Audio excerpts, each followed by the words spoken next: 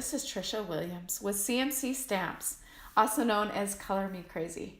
Excited to come to you today and teach you all about how to use embossing mats with your Big Shot. And you can buy those with Stampin' Up. So let's go ahead and get started on this exciting thing today. What does it do for you? That's a good question. So normally you can use dies with your Big Shot to cut right straight through your paper. But showing you here, you can use it kind of like an embossing folder. It's really exciting. So it becomes kind of textured instead of cutting through your paper. It's really cool. So you can see off to my left, there's 3 parts that come in this kit. There's 2 chamois and a kind of cutting plate that replaces your other cutting pads. All right, so you can see I have a couple samples on my right, and I'm gonna go ahead and get started with it. Okay, the first card I want to show you is this cute little animal one here. So let me move this away and bring up my other cards to show you. This is a really fun card. Yeah, so you can see I've done a couple different styles. Some of them are embossed, some aren't. And then here's a cute little background paper that I made just by stamping with Memento black ink. And each of these little animals were done separately. So yeah, they just stamped it several times to make a cute background. That's another fun technique to use. Okay, so what I basically did was took that paper and used my new kit through the Big Shot and was able to make it raised. So you see this project on the right has it without the texture, and then I have the other 2 that are a little bit different. And then you see that I used the heart to actually cut out the pieces. And I taped it together using a piece of tape on the back. Really easy trick. All right. Okay, so I'm going to show you how I made these cards. Okay, let me focus on the difference of these 2 cards. Basically, one of them was embossed coming out towards you, and then the other one's debossed going kind of into the paper. Very subtle difference, but it's kind of cool to know that the way that you put the die on either the front of your paper or the back of your paper changes the look. Okay, I'm gonna leave the samples here so you can see them. Here, yep, I'm gonna pull up my Big Shot. Okay, so let's go ahead and start with the sandwich that you need for your Big Shot. You need your platform first, then you need a clear acrylic cutting plate or mat, and then go ahead and grab your paper that we made and get your die out.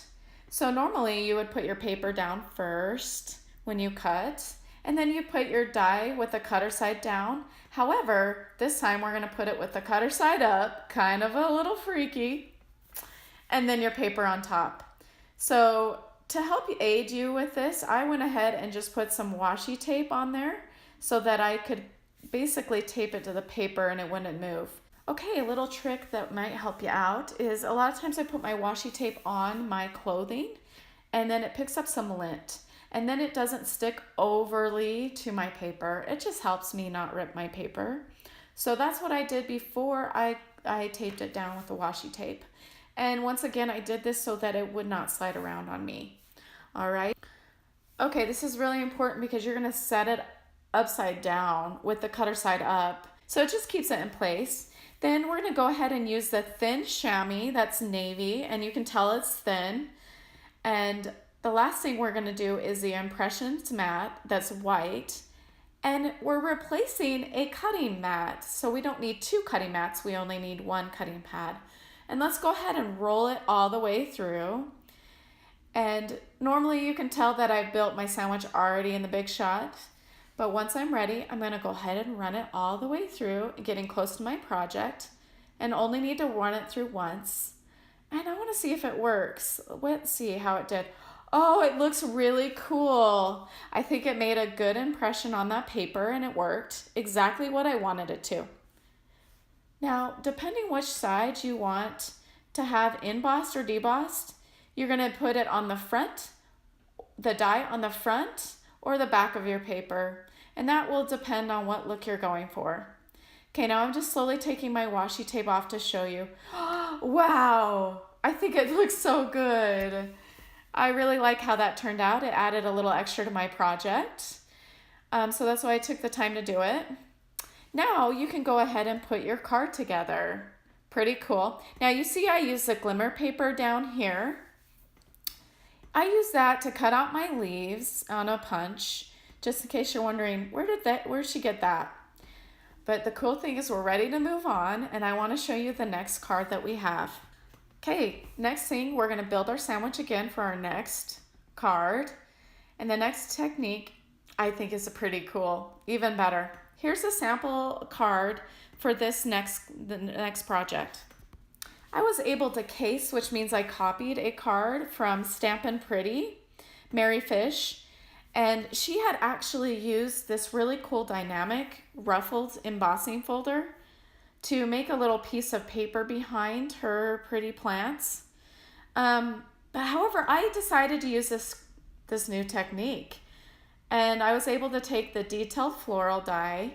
It's still current, and just a little bit of white paper, and I used the upper right corner there, and I was able to put it through the Big Shot just like I showed you.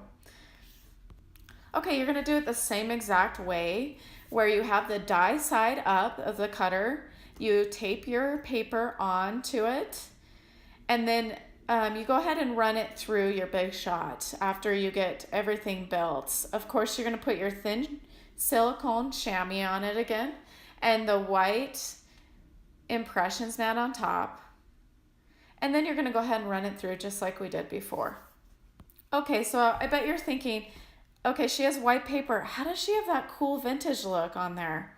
All right, I want to tell you how I made that look. I just used a sponge dauber. Yeah, you just put them right there on your finger, and then you go ahead and grab some ink. And this ink I really love. They have the new ink pads that open straight up, and they open like a makeup compact. And this particular color is gray granite. You can slide it all the way open. But you know what I do often is I use the back of my ink pad to put some ink on it, and then it makes it easier to not get too much ink on there. Then I'm going to daub it off on my paper a little bit, and then I'm going to decide where I want my ink. It's kind of cool to make it vintage. I'm not going to color it all the same, so some areas are going to be lighter than others and some are darker. And it does help if you have a paper underneath you so you can sponge off of the sides. I think it comes to life and makes it look like magic, right? Showing you real quick how I got the ink on the bottom of my ink pad is I just used my palms, squished it together, and then opened it up. That's the easiest way to do it. Okay, let me bring up this card one more time to show it off. It really does add a cool look. It looks like the paper behind there is actually bought or was made that way. Let me pull it up closer so you can see a really good view of what it looks like. How cool is that? I really had a fun time making this card. Yeah, it kind of makes an instant fun textured background.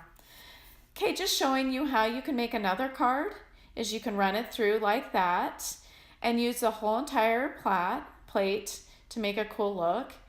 And then you can cut it or sponge it and use it on another card. So really beautiful color. You can use either side. Alrighty, let's get to our last sample. And the last way you can use this stuff, I think it's pretty cool. You may not have known about this. How many of you guys at home have the decorative masks? It comes with 4 of them, and you can buy them through Stampin' Up! Again. And I'm going to go ahead and pull it up with a white background so you can see what they look like, all 4 of them. Okay, here they are. They have 4 different styles, and I wanted to show you them separately. This one I really love, and I've used a lot. You can also use this with the embossing paste, and it's really fun. So I can show that technique on a future video. And I really like this brick one, but coming to my most favorite is probably the clouds. I just love these ones. I use it a lot. So we're going to actually use these we're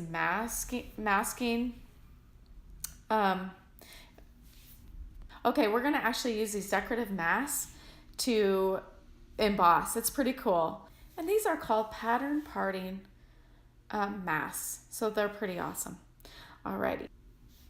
Okay, I want to show you the card that I made first. Oh, the little piggies. I love the pigs. I was able to make the background with these really cool clouds. Just use the mask and my kit, my embossing mat kit. And you can see all the pieces here. So I used that, and I went ahead and cut out a short piece. I ran it through, and then I was able to sponge on a little bit of white. And it made a really cute card. Dun dun dun. It's like magic. Looks awesome. So there's my card again. Hopefully you can see it. Let's go ahead and get started and show you how I did it. Oh, here's a couple samples. I used that medallion on this one, and you can see that you can use either side. It's pretty cool. So you can do the debossed, embossed, and then the embossed side so it comes out at you. It's pretty cool. Yeah, it's subtle, but if you want to add a little bit more, you can always sponge on some color.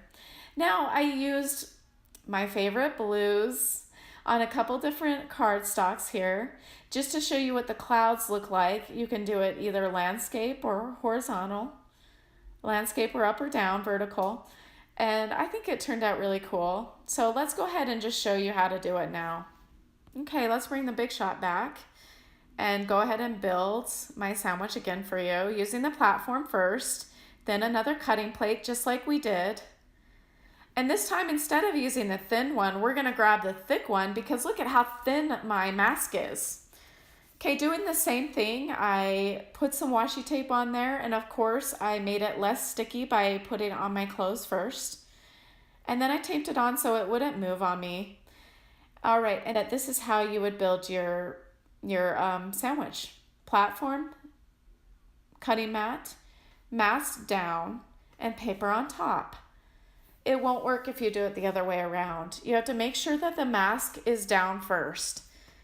Okay, and then the next thing you're gonna do is get your thick silicone mat, and you can see, yeah, you can see that it's a lot thicker. And sometimes these silicone mats, for some reason, they acquire a lot of lint and they can get really dirty. So an easy way to maintain is just to wash with some water and soap and dry it. Okay, so you can see again that I taped down my paper. I don't want it moving. I'm gonna make sure that none of my pieces are sticking out.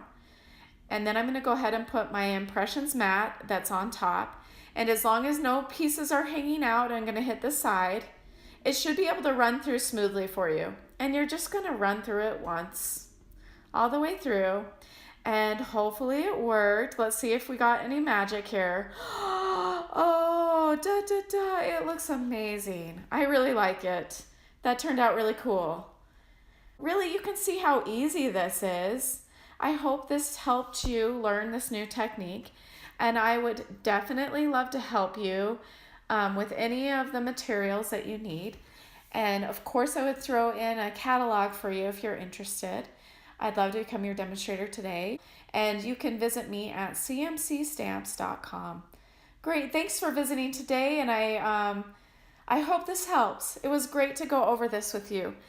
Thanks again, and see you later. Bye.